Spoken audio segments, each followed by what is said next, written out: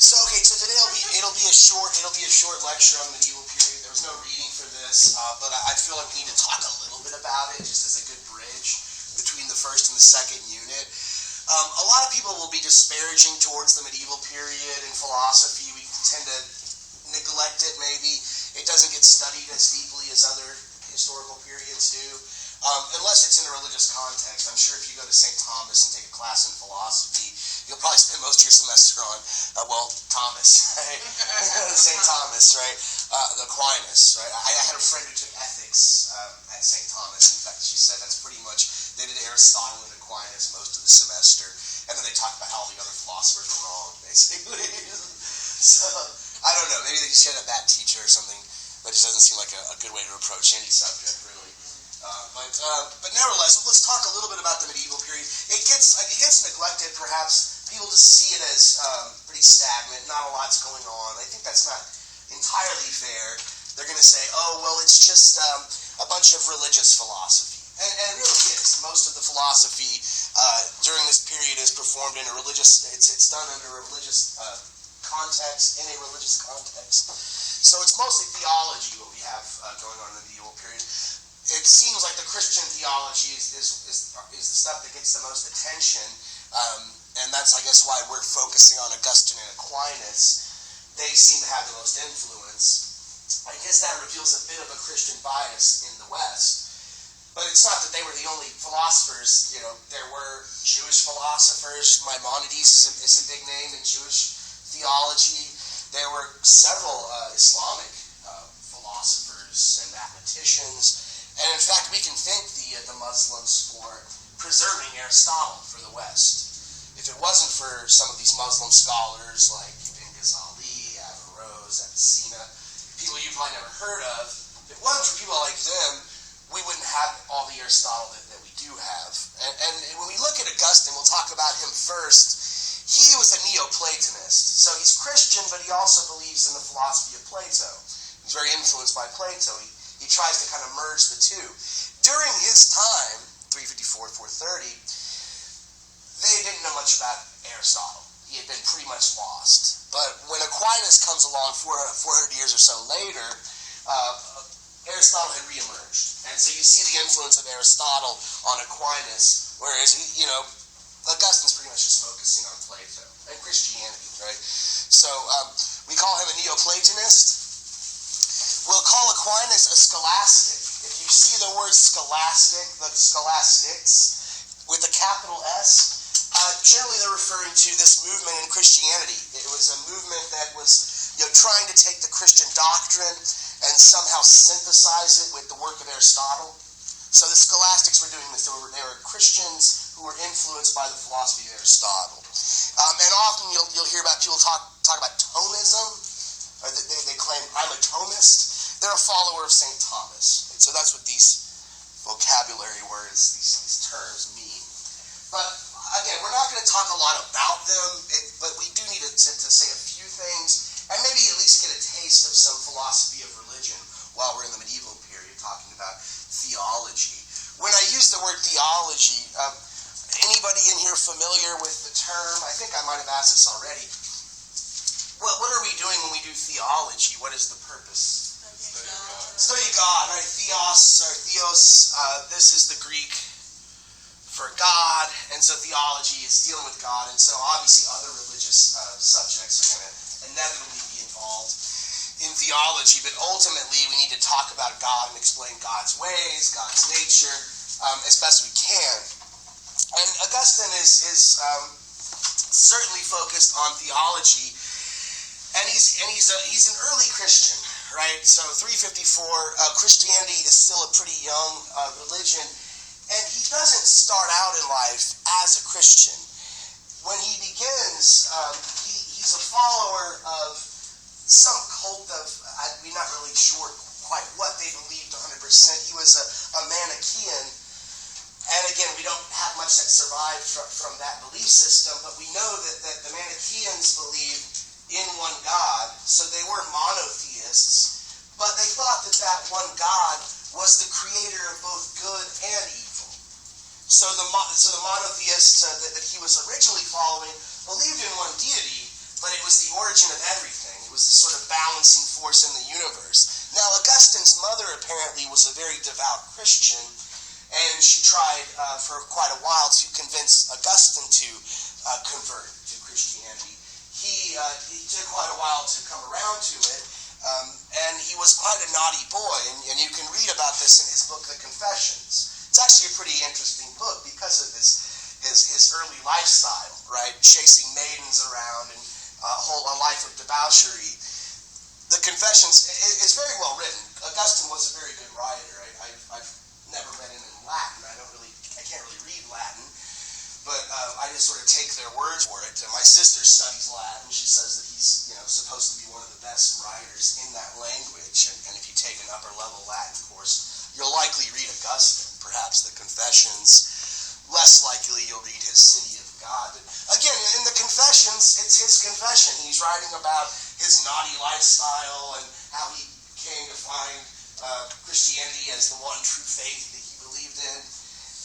Probably the most famous of all passages from his whole writings is in the Confessions, where he's writing about a day where he was hanging around in some beautiful garden, looking at all the beautiful things that are growing in the garden, and he sees a young maiden running along past him, and he looks to the sky and he says, "Oh Lord, make me chaste, but not today, not yet." Right? He runs after the maiden, right? So this is a famous quote from Augustine: "Make me chaste, but not yet."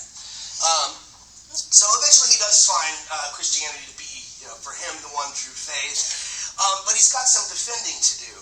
Again, like I said, Christianity is a very young religion at this point. It's a few centuries old, but still, in the grand scheme of things, that's not very old as far as religions go. And it's just gone from being a persecuted religion, seen as kind of almost a cult, as almost just an offshoot of Judaism. It's gone from that status to being one of the main religions of Europe. How did that happen? Anybody know? I mean, there's a lot of historical reasons, but how did initially Christianity go from being a persecuted religion in the Roman Empire to being accepted as one of the state religions? It did, yes, it did, but not the eventual breakup, but usually whenever the Roman Empire, whenever the Caesar died, there wasn't really a very clear line of ascendancy, who would take over and be the new Caesar. So oftentimes the empire would get split in half, and that's what happened. But who brought Christianity into the Roman Empire? Who allowed it to be? Do you remember his name? It was no one's familiar with Constantine, the Emperor Constantine.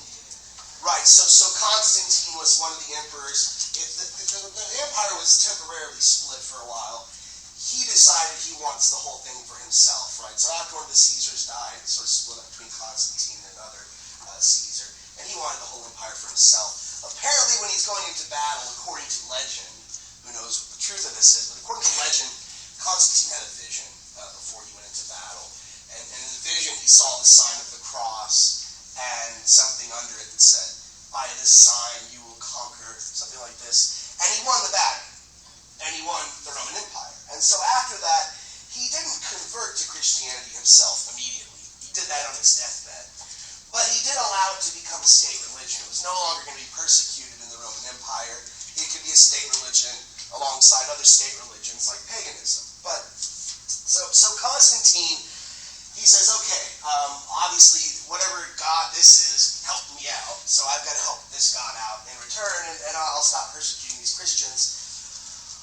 But I've got to know exactly what it means to be a Christian. The doctrine needs to be set in stone. So I've got to get some church officials together. He calls the Council of Nicaea, and they decide on some of these early church doctrines and what we're going to believe. Now, Augustine wasn't there at the Council of Nicaea, but he's a part of the world of the early Christian church, when the early Christian church is just starting to rise and to really gain influence in Europe. And if you really think about this time period historically, the sort of social changes that are going on, the economic changes that are going on, it's a very chaotic time period in Western Europe. You have all sorts of people fighting for power. Next month you've got a different duke over you, or a different duchess, or whatever. This was always changing, this was always shifting. But the one thing that was really constant period was the church. The church was always there. And so I think this is when the church itself, the Christian church, gained a lot of influence, quite a bit of influence. And when Augustine's writing, this is before the split in the church, right, before the Eastern Orthodoxy, and certainly way before the Reformation, the Protestant Reformation. So Augustine is now a Christian, and he's got to address some issues. He's got to address some arguments, because there are quite a few arguments against this new faith of Christianity.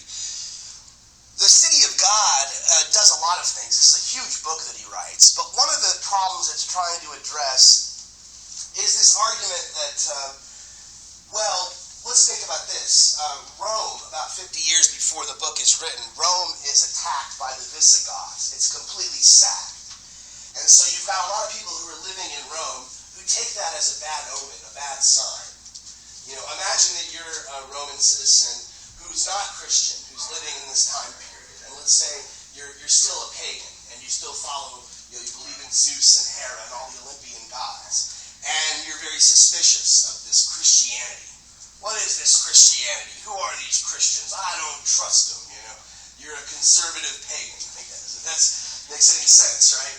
So what might you think, or what sort of argument might you give?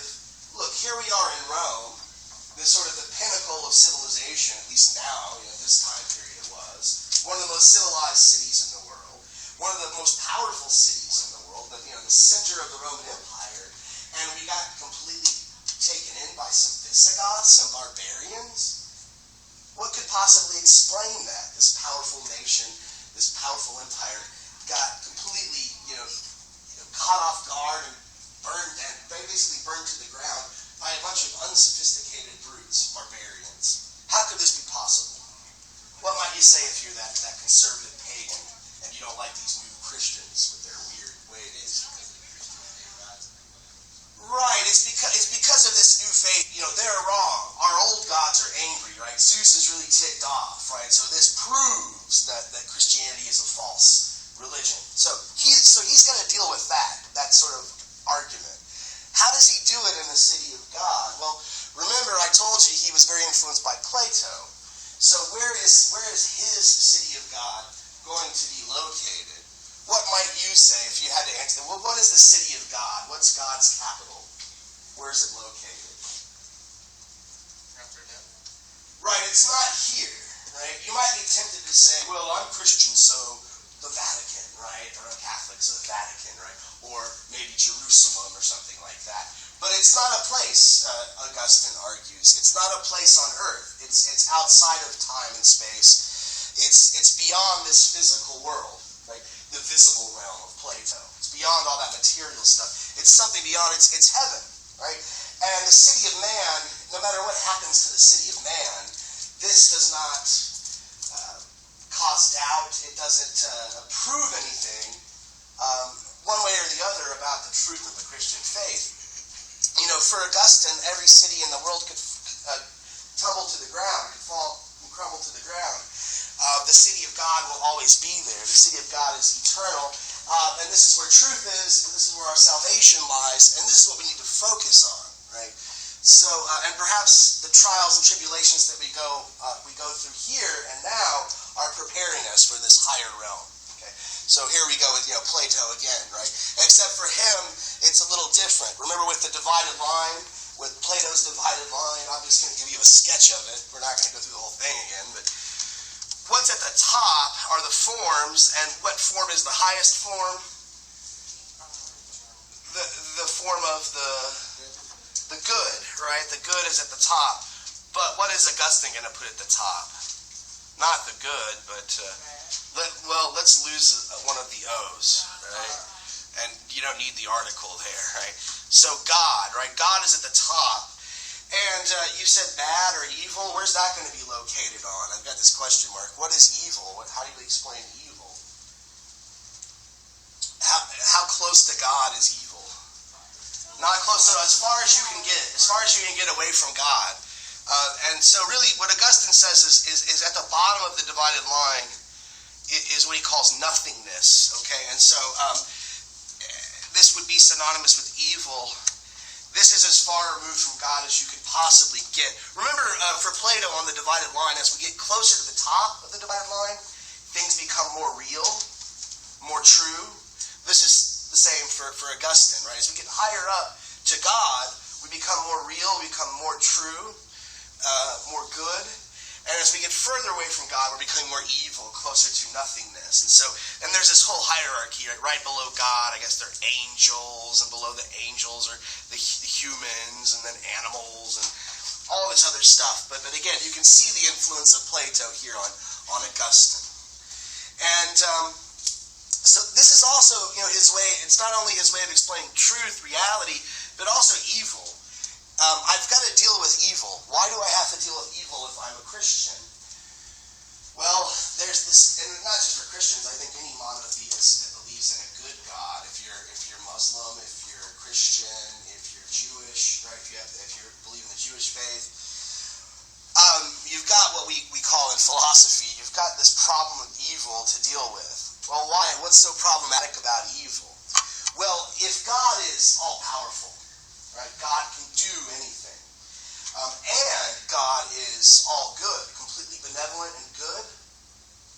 Then why does God allow evil to exist? Couldn't God just stop it and make a world that's perfect?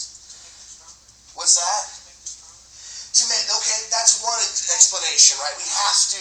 you have to be tempted. You have to test your faith. Right, yeah. We have to be tested, right? We have to go through a trial, right? So that might be one what you call a theodicy, another fancy word. Free will. Good. Keep that in mind. But we're still talking about we're being tested, right? That's one theodicy. What is a theodicy? Well, it's a theory that tries to deal with the problem of evil. The word theos, God, dishe, is to make good. So literally to make God good. To explain how can evil exist if God's so good and powerful. You say, well, we've got to be tested, right? We've got to go through, I've heard, this analogy. It's like your parents, Your parents, they want you to be safe, but if they make you too safe, then you're not going to learn anything. So they got to kind of let you go play around and rough yourself up a bit, maybe, get a couple scabs or something like that, but it's all growing pains, right? So God has this similar role. But, you're his children, and you have to sort of get through this test. But there's a famous passage from Western literature. If anyone's familiar at all with Dostoevsky, he's a Russian novelist. He wrote Crime and Punishment.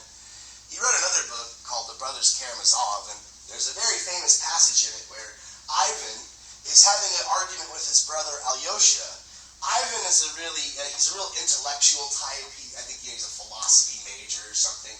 And Alyosha is very spiritual. Alyosha wants to become a priest, right? He's living with all these monks and trying to become confirmed and all this. So he's very, very pious and very religious. Well, Ivan has this argument with his brother Alyosha. Ivan says, I've got what you might call a dossier on God. I've got like a list of all the horrible things that have happened in the world that God failed to prevent, right? And Alyosha is very upset, right? How dare you say this? God had to make it this way, right? It has to be this way.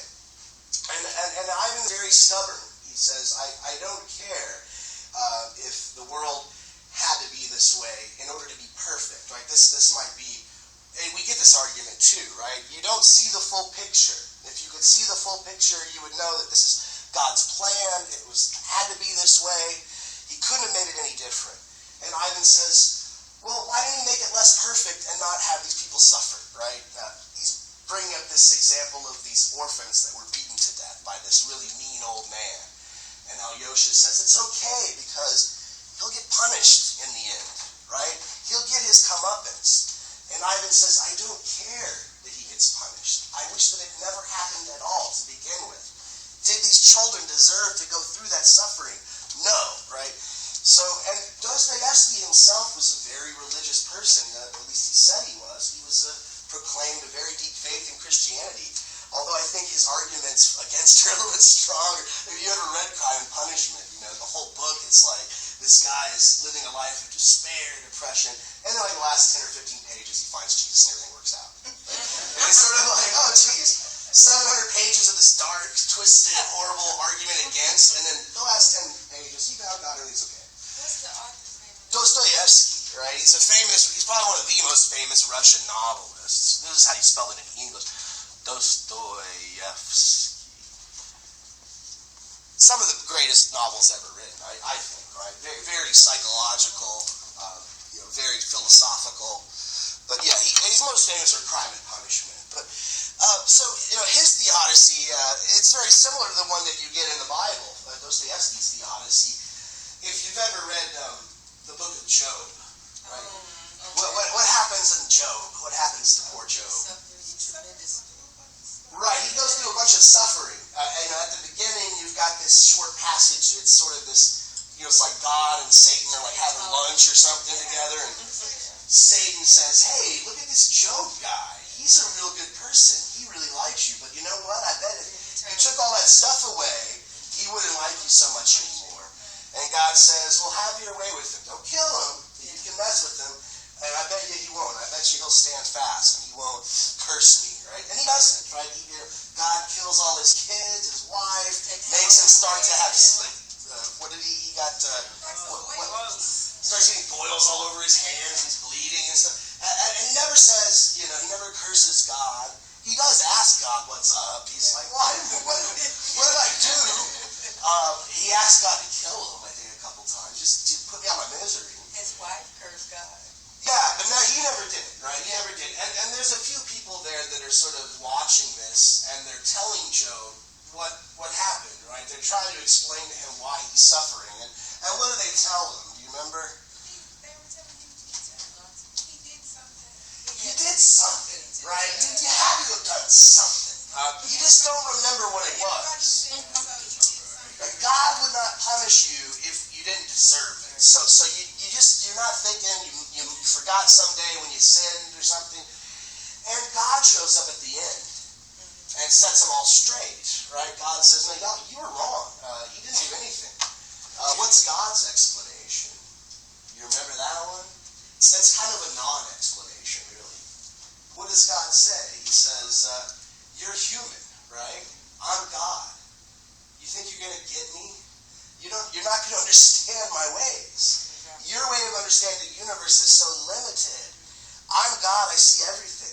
So if you want to know why, sorry, I can't tell you. If I told you, you wouldn't get it anyway." So there's also this similar sort of theodicy. It's known as the tapestry theodicy, sort of the same thing. What's a tapestry? Anybody? Have you ever been to a museum and seen a tapestry hanging on the wall? What is it? It's like a quilt, right? It's a woven, right? So it's all thread and yarn, but it's usually got a bunch of a picture on it or some sort of design. I remember when I was visiting, I was at the Vatican. There's a huge tapestry, and it was the resurrection scene. So it shows Jesus, coming from the tomb, rising from the tomb, and a light coming behind him. The Roman soldiers, And it was kind of creepy because it was. I don't know if you ever seen a painting like this where the eyes are a little bit off. So no matter where you're standing, it looks like it's kind of staring at you. And I remember the guy was like, "Oh, it's a miracle." I'm like, "No, it's just the eyes are a little crooked. It's creepy, but it's not magic or anything." But so imagine I'm here at the Vatican, I'm looking at this tapestry on the wall, and I walk up to it and I put my face like this close to it, and I'm looking at it. Well, first the security would probably jump on me and take me out. But let's just imagine, I could do that. What would I be seeing if my face was that close to the tapestry? It would be chaotic. It was a bunch of yarn, randomness, right? So the tapestry theodicy, kind of what God tells Job, look, you're in that tapestry. Right? You're so close. You're a part of the world. To you, it looks chaotic. But if you could see the whole universe, if you could see God's perspective, you would see that it's the perfect picture. That if anything was slightly different, it couldn't be the same tapestry that it is. And so it's the best of all possible worlds, to borrow a phrase from Leibniz, right? God is good. God made the world. If he could have made it any better, he would have, so he didn't. It's as good as it's going to get, right? That's one theodicy. What might be some other reasons? You were saying, why else might we say there's evil in the world? It's not because of God, but you were using the word free will. You were talking about free will. So I bring evil into the world with my freedom. It's not that God does it.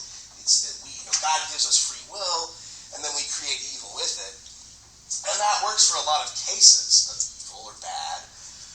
But what about, let's say a bunch of people get killed in a tsunami? Millions of people. That didn't have to do with free will. Couldn't God have come in and stopped the tsunami? Why didn't he, right? And again, probably back to your first theodicy would be the reply.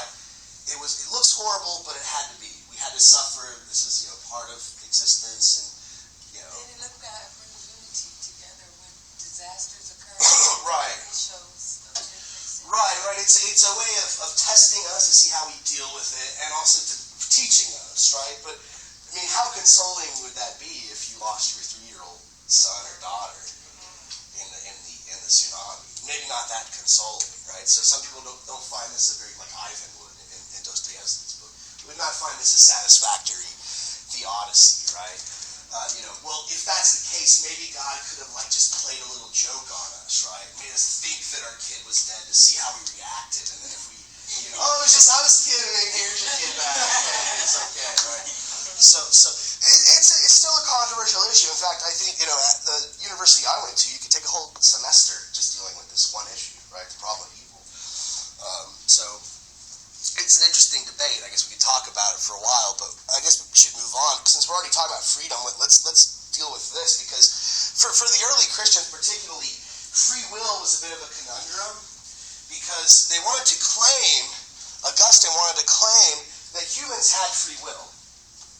Why would that be so important for a Christian? If I don't have free will, how does that somehow make the Christian doctrine maybe contrary or contradictory? What is the idea of Christianity? If you had to sum it up, what is the religion of Christianity? What do they believe? Well, Muslims believe in God. God. What's that? Christ, right? And what about Christ? Because the Muslims believe in Christ too, but they don't think that he was. He lived a perfect life, so in other words, a man. Right, but why did he do that though? To prove that humans can. That we can't do it, but also when he was sacrificed, what was that? The significance of that? Why? To shed the blood to forgive all. To forgive us, right? To forgive us of our sins. And so there's this notion of sin in Christianity, which is very important, right? That we are sinners, and we need to be forgiven for that sin.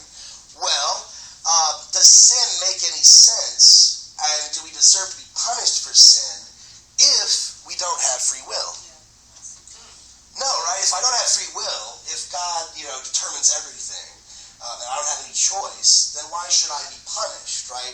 Some later Christians don't seem to care about freedom, right? If you're reading a book of John Calvin's or Martin Luther, right, after the Reformation, they had this idea of predestination or predetermination. You're either born saved or not. And you should just thank your lucky stars you were born a Calvinist, right, because you're correct or something like this.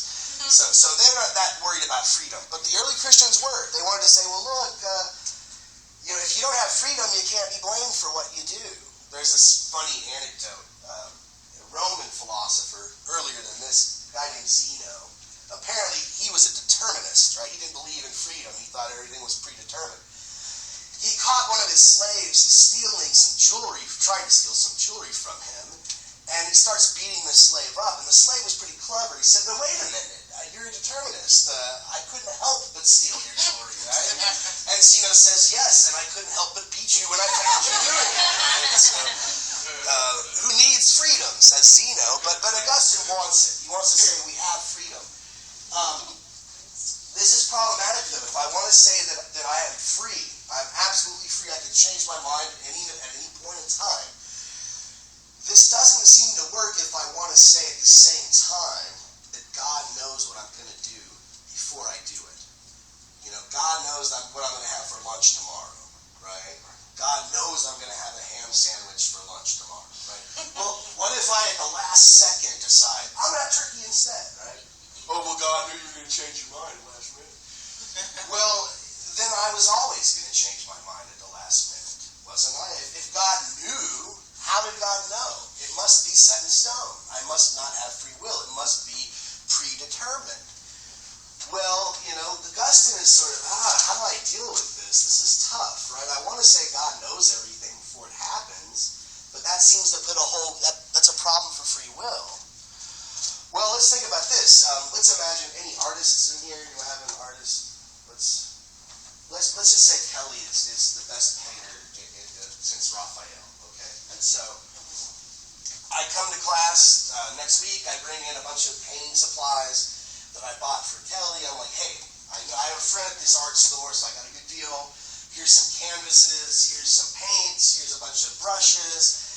It's all yours, but I want you to paint me a picture. So, but it's going to be weird. I've got some directions. What I want you to do is, everybody in here, before they leave today, is going to take one brush, dip it in whatever color you want, or mixture of colors, and then do one brush stroke on this blank canvas. Okay?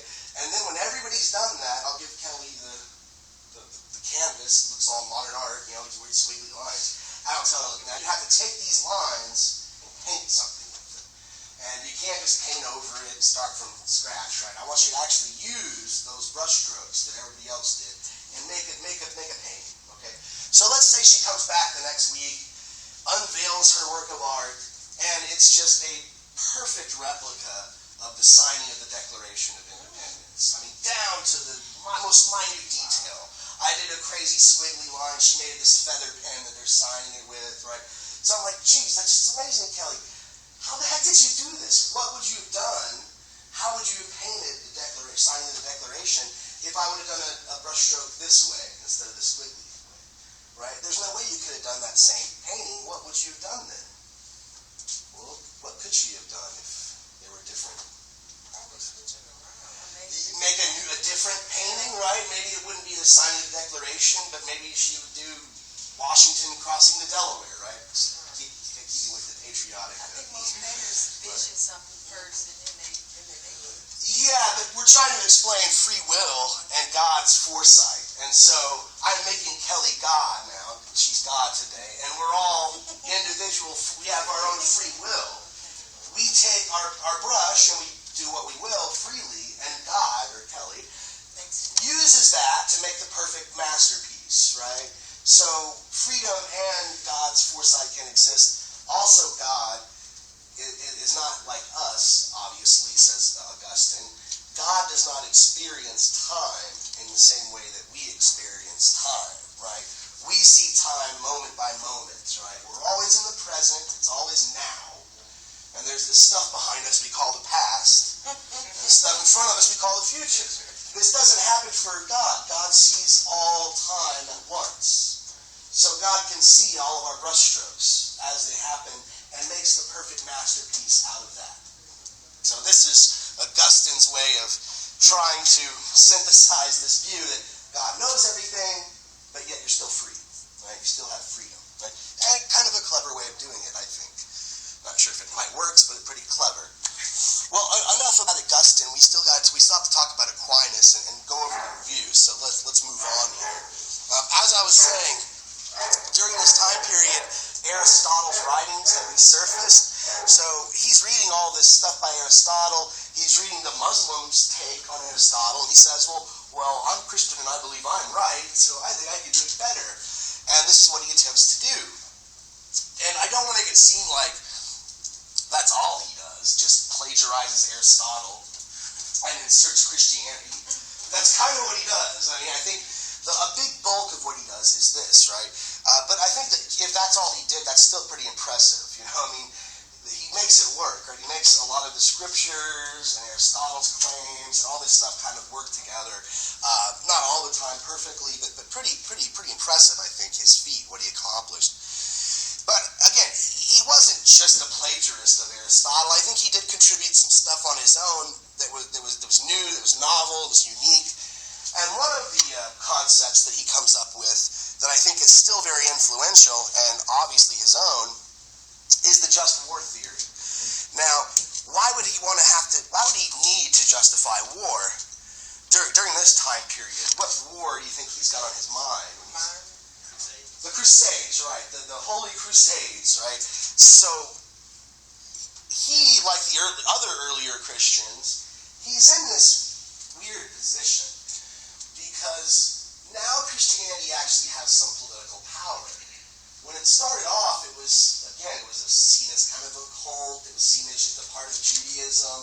But now that it's a religion in its own right, and now that it has political power, it's got to answer a theological question that it never had to answer before, and that is war ever justified?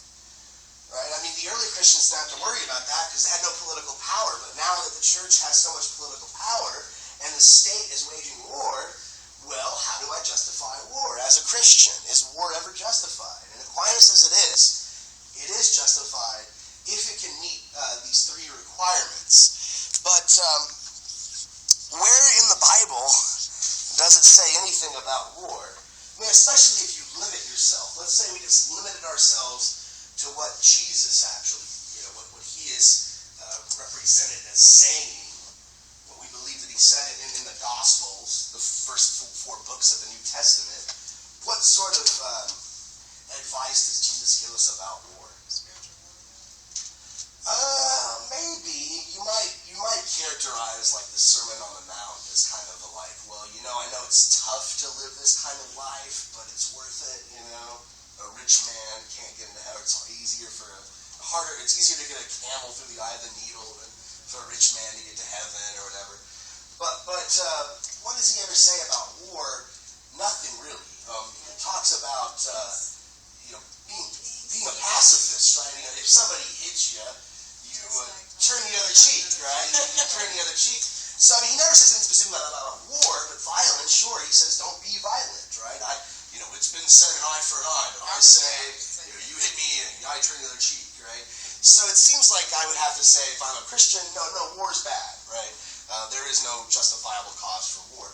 But no, Augustine says some wars are justified. It's not that war is good, but sometimes it's necessary. And there are three things that we have that we need in order to know that a war is justified. And one of them is the war has to be declared by the authority of the ruler. So we have to have this, the authority of the ruler, head of the church, the king, whatever, whoever's in charge of that society, they declare it. I can't just decide I want to go to war because I don't like my neighbor or something like this. Why is that? What is so Christian about that? And now you might have to think back to the Old Testament a little bit. You probably couldn't just dwell on the Gospels. The authority of the ruler, what's so Christian? Anybody familiar with the idea, the notion of the divine right of kings?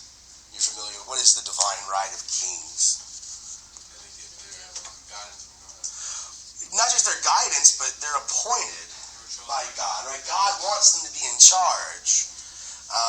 And really, I think you kind of have to go back to the Old Testament to get any sort of textual support for this, right? If you read especially Chronicles and Kings and all the books about basically the histories of the Jewish patriarchs, it's pretty obvious God has this person, and I want Solomon to be in charge. And if you don't appoint him, then there'll be all sorts of pestilence that runs through Israel, right? So you got this notion. And really this was a popular view up until people like John Locke came around, until like the Enlightenment. John Locke started saying, well, I think we all have rights. It's not just the king, right? We all have inalienable rights, God-given rights. But this was a very popular view all the way through the medieval period and even the early Enlightenment. And there's even a parallel in Eastern thought, right? I think it's Tianming is the phrase they use. It's usually translated as the mandate of heaven.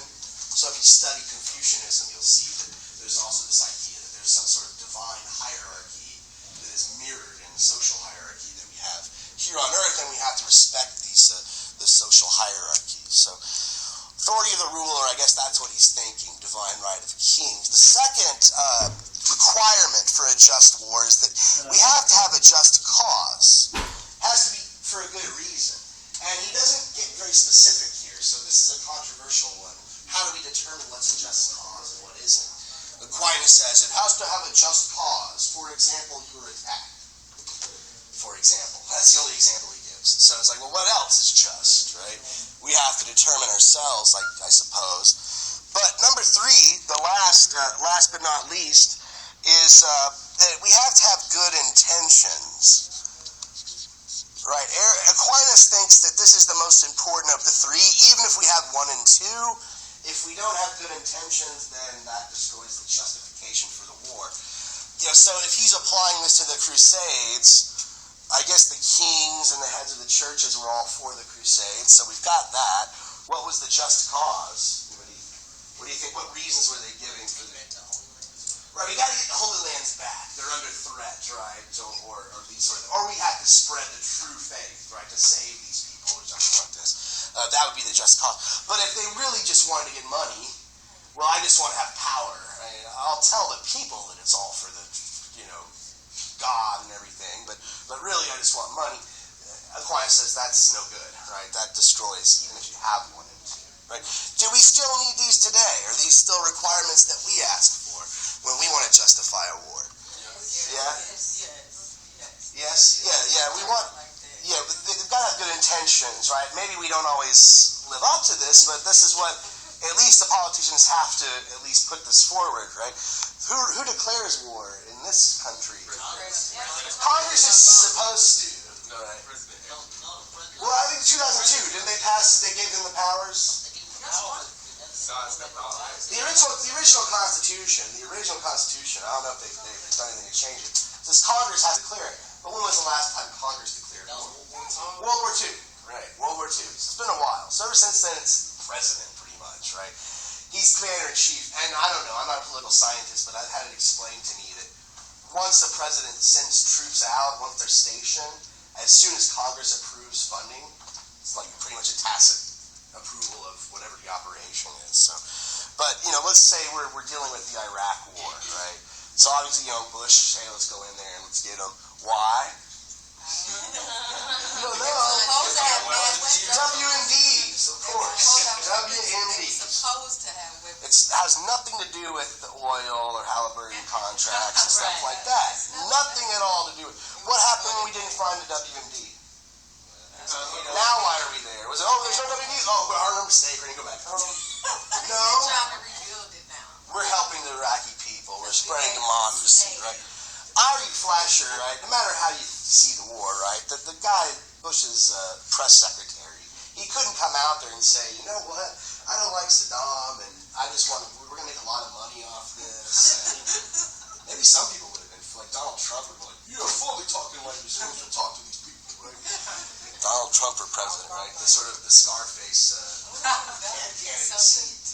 Yeah. It would be entertaining, I'm sure. I don't know if it would be the best thing for our country or the world, but definitely be entertaining. So, do you think that any of these are superfluous, that we don't need one of them, or that maybe we need to add something to make it a better theory? This is pretty much it. It sums it up. There's some that argue, and some might say that this is a part of just cause. What is it?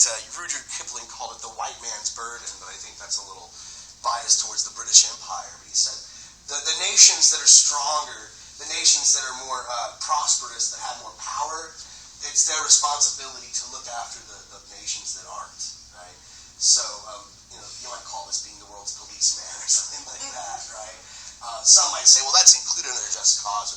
Other political theorists think that it's something we should add. I don't know if we should, to be honest. My own personal viewpoint. It always seems like the right thing to do when somebody's in trouble, right? But you never know what the unintended consequences will be, right?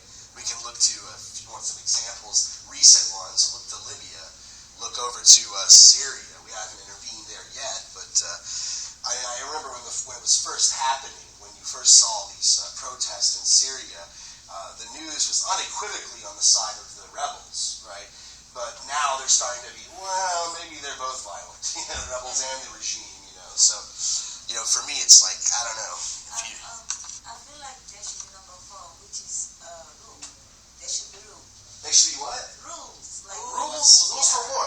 Oh, okay. So when you conduct a war, you can't use chemical warfare, or you can't torture, or you can't. You cannot harm an unharmed person. Right. Yeah, you can't kill civilians or something like that. Okay, good. So the war needs to be. I like that. That's a good idea. I think that even if you have all these, if you go in there just bombing people without looking at who you're bombing, right? That's not going to work. Well, they're in the same country, so let's kill them too, right? No. That's probably a good idea, right? I think that would be. What would you call that? I don't know. With rules, I don't know. With fair rules that we all can agree on, or something. Humane rules of engagement, or something like this. Good intention. That means what you do. Yeah, but I mean, like if you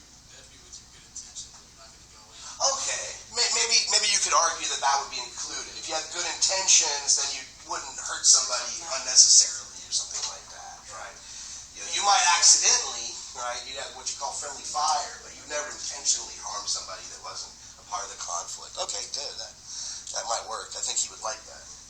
Aquinas. Let's do this real quick so we can get to our review. Another important thing about Aquinas, his ethical theory. Ethically, he was very similar to Aristotle, but there are differences, and one of them I think really has to do with his theory of natural law. Some argue that Aristotle was a natural law theorist. I don't really think so. I think that he's teleological at the very bottom. We talked about teleology last time.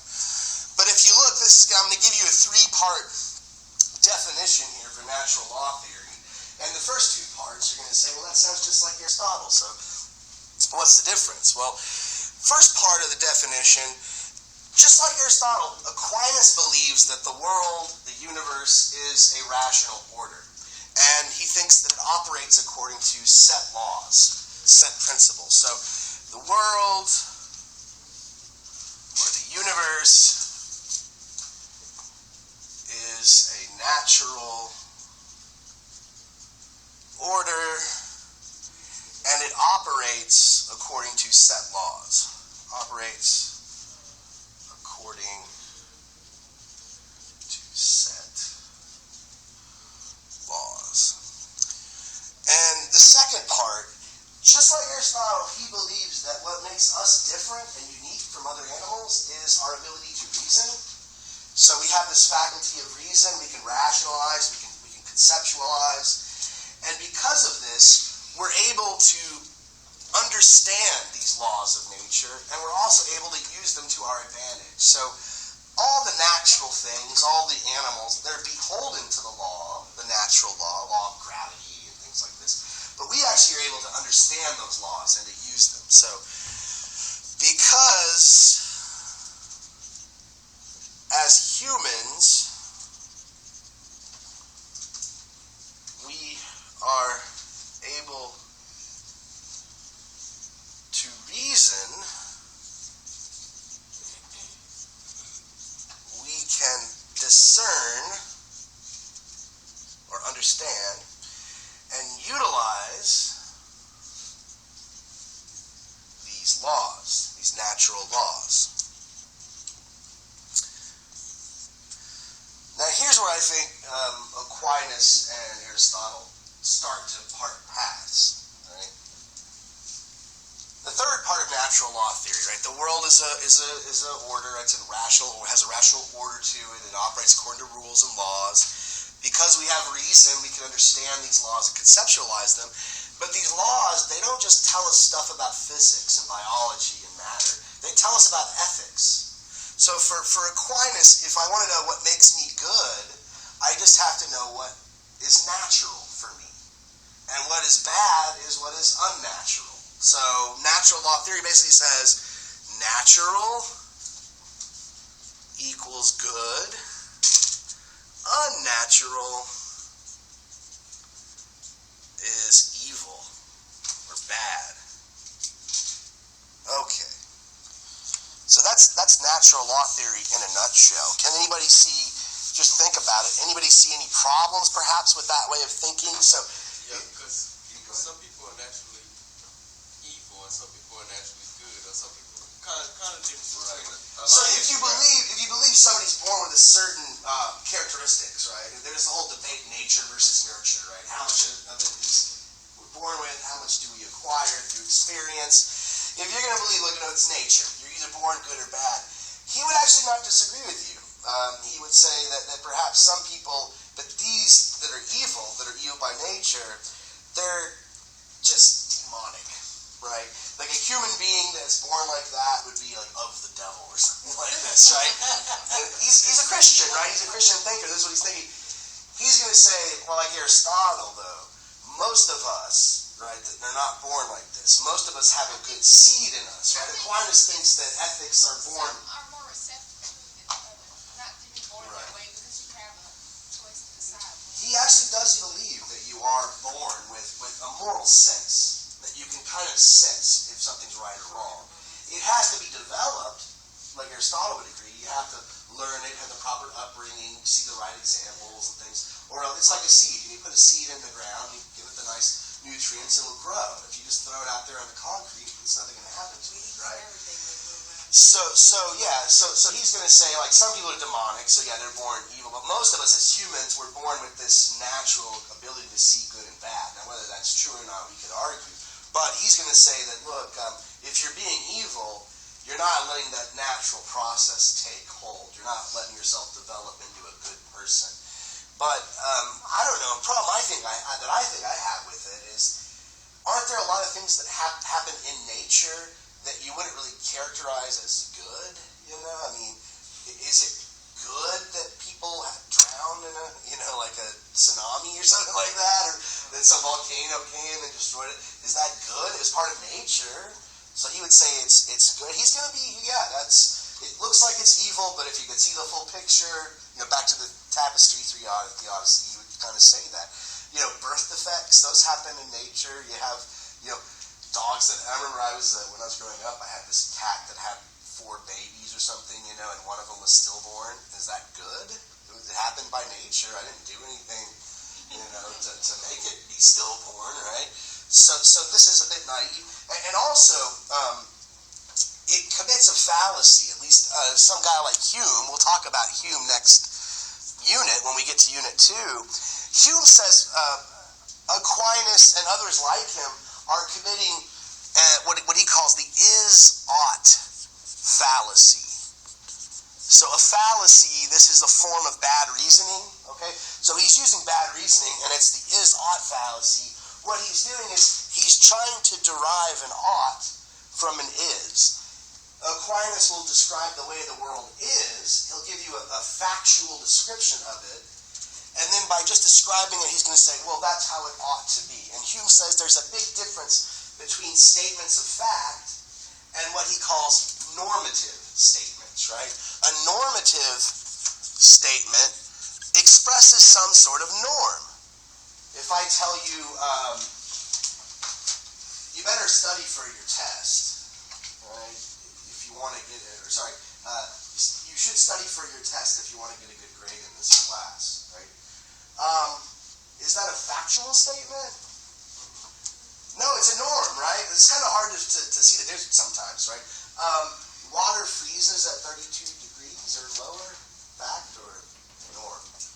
It's a fact, okay? It's a fact, okay? Water should freeze. It's good that water freezes at 32 degrees. That's a normative statement, right? Hey, you should wear a coat before you go outside. It's chilly. Good, that's the key. A lot of times the normative statements are obvious because they have words like should or, something like this, or you better, or something like that. You ought to, right, exactly. And so Hume says, well, hey, you're taking an is, you're just describing nature, and then you're saying, well, it is that way, so it ought to be, right? And those are two distinct logical concepts, and so you can't derive one from the other. And so I think Hume is onto something here. And there's also another problem, I think, with Aquinas. He wants to say that ethical truth is of the same nature as mathematical truth. That a mathematical statement like 2 + 2 = 4, this is true in the same sense and for the same reasons as thou shalt not kill. And he's going to say this is objectively true, this is objectively valid as a moral precept, and so this is objectively true as a mathematical precept. And they're true for the same reason. But I don't think so. I think that, maybe he's right. Maybe these are both true. This is the right way to be. Don't kill. That's a good thing. Maybe he's right. But if it is true, it certainly isn't true for the same reason or in the same sense as this is true, right? What happens over here? Let's say I take this first equation and I'll change it up a bit. Let me write, does that make any sense? 2 + 2 = pi divided by infinity. No, it doesn't make sense? I didn't think so, right? It's nonsense. How about this? 2 = 2 = sandwich? No. What am I trying to say? That doesn't make any sense. It's just completely unintelligible. So, there's something about these terms, the 2's, the 4, the equal, the plus. There's something about them. They have a relationship to each other, such that if I mess with this statement at all, it becomes becomes untruthful, it becomes nonsense. The same is not true of this statement. Is this still a sentence? Yeah. You understand what it means? Right. So even if he's right about this being true, that this is truly an objective moral truth, it's not truth in the same sense. These terms are not related to each other in a certain way, such that I can't change it, right, without destroying the meaning. So I think that claim by Aquinas is a bit absurd, right? That ethical truth, mathematical truth, the same. I think that's a bit tough to I think that's kind of wishful thinking on his part, right? That's like the ought is fallacy. It ought to be mathematically certain, so it is, right? I kind of think he's sort of doing both ways with this fallacious type of thinking. Well, that's about all I wanted to say about the medieval period. And so I think right now it's appropriate to get started on the review, unless there's any last minute comments or questions about Aquinas or Augustine. I don't know, should I record a review for my online students? I don't know. I should? Okay, they'll like that. They won't know until they actually listen to the end of the lecture, because I won't label it. So I'll tell them. See if they're actually listening to these lectures. They complain about me not posting them, but then they don't listen to them when I do. Let's see here. Let me get this projector going. This might take a moment. Okay, so who's had a chance to actually look at this, and who's got questions on a particular? Because we don't have time to do it all. Which ones are giving you the most problems? For me, it's the form. The forms? Yeah. So just all. I don't know if I can do all the questions on form. But let's see, we've got, number 6, number 7, 8, 9, 10, 11, basically starting all the way on 7 to 12, it looks like, are all related to the forms in some way or another. Do you have maybe like a more specific, because I mean the forms, that's so general, I could speak for a whole hour on the form. But what about them? What was Number number 8? 8, form of good is the highest and most important of all forms. Why is this? Yeah, so the good is supposed to be the highest on the divided line. In fact, some scholars, and I agree, I think it's not even on the divided line. It's so high up there. It's the cause of the divided line. But why? What's so good about the good? Well, for him, the forms themselves are supposed to be their ideas in our minds, but they're perfect, right? When I'm thinking of a circle, it's a perfect circle, right? It doesn't have any flaws. It's exactly 360 degrees. Same thing for all the ideas, for all the forms Plato wants to say, right? So if I want to understand what a chair is, I have to have this notion of chair in my head, and it's a perfect chair, okay? If I want to understand the forms themselves, okay? If I want to understand justice, if I want to understand beauty, if I want to understand any form, pick any form, right? Man or horse or whatever. Those forms are explaining the particulars. The form of chair is explaining the actual chair. But it's also telling me what a good chair would be like, or what a good horse would be like, or what true justice would be like. So, in that sense, wouldn't you have to say that the forms themselves are good? Okay, so the forms are all good. He thinks they're all good. And if they're all good, in order to understand them, I first have to know what good is. What is the good? So the good, he thinks, is the highest form because it explains everything below it. It explains all the other forms. You can't understand justice. You can't understand beauty. You can't understand any form at all, says Plato, without understanding the good. Because that's exactly what a form tells you about. The form lets you have a knowledge and understand what a good person would be, or what a good chair would be, or something like this, okay? It is the most important, right? Because all of the forms are good. You know, he uses some really weird language the way he describes it. He says that the chair, like this chair, participates in chairness, right? Or participates in the form of chair. So the desk participates in the form of desk. Circle participates in the form of circle, but it's also a shape, so it participates in the form of shape too, right? So if I'm a thing, a particular thing, there are all these forms that I participate in, right? And I have to understand the good to know the forms themselves. Why? Because the forms are good. So they participate in the form of goodness. Beauty, we don't have to worry about knowing about it. Beauty's right below the good because they're also beautiful, he says. The forms are beautiful. Not in a physical sense because they're ideas, but they're beautiful. So that's why beauty is so important, right? To understand the forms, you got to know a little bit about beauty, right? To know the forms, you certainly have to understand the good because the forms themselves are good, right?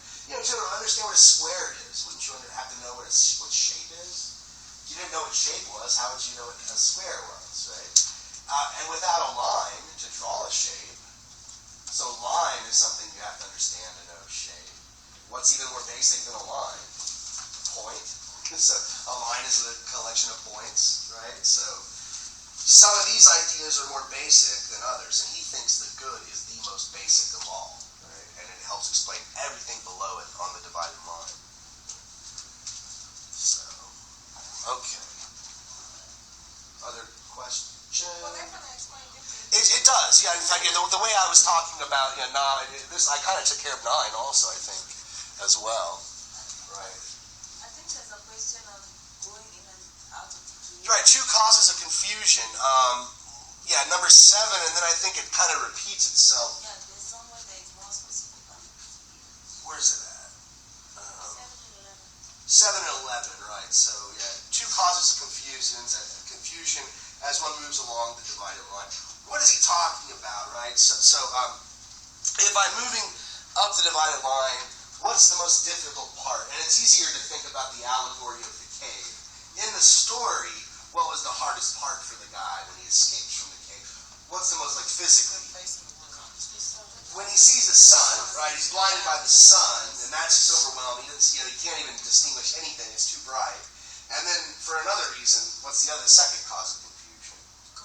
Going back to that dark cave, right, because he's used to the sunlight, now he's going to go to the dark cave, he can't see. So what is Plato trying to say here? How does this parallel us getting knowledge of the forms? Well, you can use a particular techne. I think in class I talked about, imagine that you're a mathematician. Imagine you're going to graduate school to get a degree in math. Well, when you get out to the top, when you're at the very highest level of understanding, it's going to be overwhelming. I know it was for me when I went to grad school for the first couple semesters, right? I'm hanging out with all these people who are way smarter than me, and I'm used to being one of the smartest people in the class. Now I've got to sort of hang with them, right?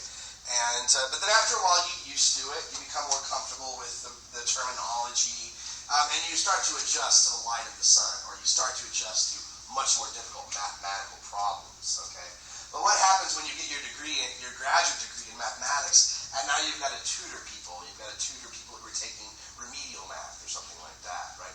This is hard again. You're used to talking about calculus problems, and now you've got to just go to these basic algebra problems, right? So when you go back down to the cave, you might do it clumsily. You might have had this experience yourself if you ever gone to a math tutor and asked them a simple question, and then you just get, oh my God. It's like you've gone beyond that, so it makes it harder. Right, it's hard for you to remember, how what was I like before I had this wisdom? How can I get back to that level and try to teach them, right, and guide them up the divided line, right? This is always going to be hard. That definitely covers 7, but 11. Yeah, actually, I don't know why. 7 and 11 are the same thing. They're just reworded. It's 6 also. What's 6?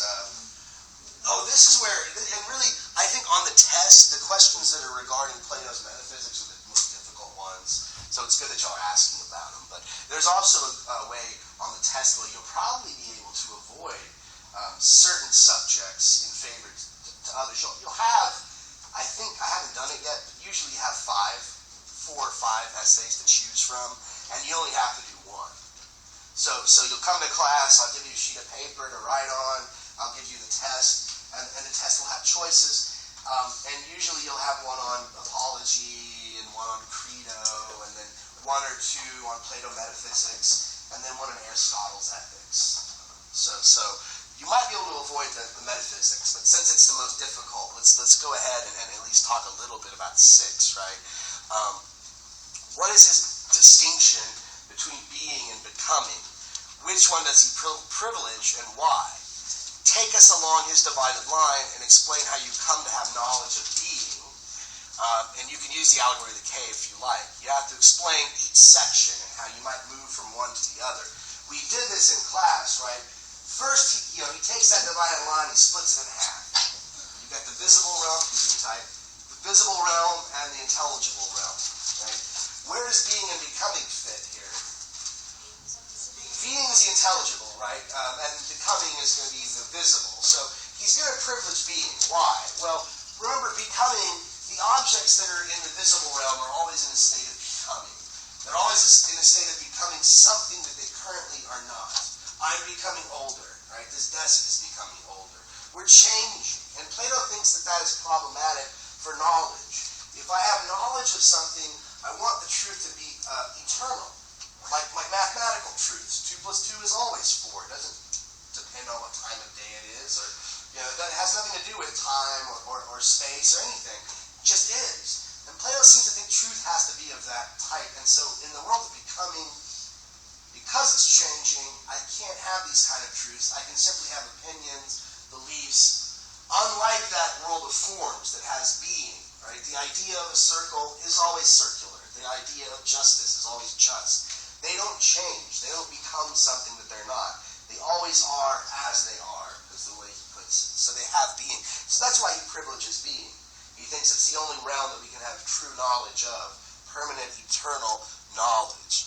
Now, how do I move along the divided line? We've got those 4 sections, right? In the visible realm, we have belief we have imagination at the lower rung, and then belief right above that. In class, I think I used the example of a horse. We've got the flesh and blood horse in that second section of belief. Below it, on the realm of imagination, would be the shadow of the horse, a picture, a photograph of the horse. Those things, the shadow, the picture, the reflection, they rely on their existence for the actual horse. The actual horse has to exist for them to exist. The actual horse also explains their existence. So, again, lower level imagination, shadows, images, reflections, pictures, actual flesh and blood things in that next level of belief. What are we doing when we get to that third level, though? Now we're in the intelligible realm, and this would be where we're developing a techne with regard to horses, the realm of thought. What will we do? What will we do if we're developing a techne? What's a techne? Like a skill or a science or something. So I'm doing horseology or whatever the actual word is. I think it's hippology or something like that. I'm studying horses theoretically, right? Doing the science of horses, horse breeding or different thoroughbreds, things like that. What is good for horses. When I get to that higher level, for Plato, I'm no longer thinking about something as particular as a horse and studying those. I'm seeing how all the techne relate to one another, and this involves me in dialectic. He calls his method dialectic. This is what the philosopher does. I'm comparing the universal standards that are parallel between all the techne. He thinks that the higher forms are going to be the subject matter. So, obviously, when I'm up at the 4th level, I'll be looking at things like the beautiful, the form of beauty. I'll be looking at things like the good. And for him, these are universal standards, right? Whether or not I'm doing a techne over horses or a techne over music, what am I trying to uncover? I'm trying to uncover what's good for horses or what's good for music. How to construct a beautiful horse, how to construct or compose a beautiful piece of music, right? So these are standards that are universal across techne, and that's what the fourth section is going to be. We're going to be dealing with is that sort of thing. And how do we do this? We use dialectic. We use this method where we investigate the forms. We ask questions about justice, right? And we try to arrive at an explanation, what he calls a logos, right? A rational account. And that's probably more than enough detail for that question, right? As long as you can take a horse or whatever. I think we also did the techne. We didn't use it too. I talked about, what would your perspective be like at the different levels of the divided line? If you're at that first lower level, you're going to be like the baby at the concert, right? Your mom and dad took you to the concert. you're too young to know what's going on. It's all just images, shadow, you don't know what's going on. Older you get, you're going to be, oh, this is music. This is this type of music, right? You'll maybe enjoying the show at maybe a physical level with the adrenaline. Third level, you're going to understand music. You might know a little theory, etc., etc. And then the fourth level, you're going to understand how the technique of music relates to all the other techniques, the standards that apply across technique, the forms. So again, more than enough detail, I think, in that explanation.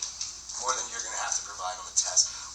What else, though? I feel like we're just doing Plato here. We're already almost out of time, aren't we? We got like 5 minutes, don't we? Maybe something besides techno.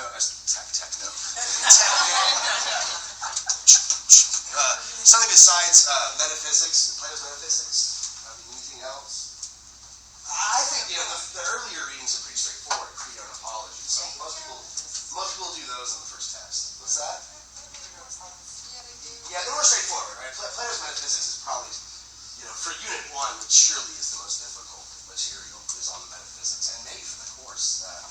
Well, I don't know. We do talk about Kant, and it's pretty hard, and Hegel. We'll see those later. Other questions? Are y'all pretty comfortable here? You only have to do one, right? And there'll be bigger questions than this. I'll take some of the questions from this review. Maybe 2 or 3 of them and put them together and make a bigger question. So each question will have like 4 or 5 objectives, 4 or 5 things you gotta do. So maybe a good way to review is to maybe pick out a couple readings, narrow it down, look over this and see which ones you're more comfortable answering, and then focus on those. Pick 2 of the readings, and if you're strong on 2 of the readings and you answer all the questions regarding it, you should be fine for the test. Other questions or comments? No, I mean, you get to pick it. You get to pick it out of 5. I'll narrow it down to 5, and then from that, you get to pick. That's it. All right. I guess I'll see you guys Wednesday. So just bring something to write with. You don't need a blue book or anything like that. Yeah, it's not new.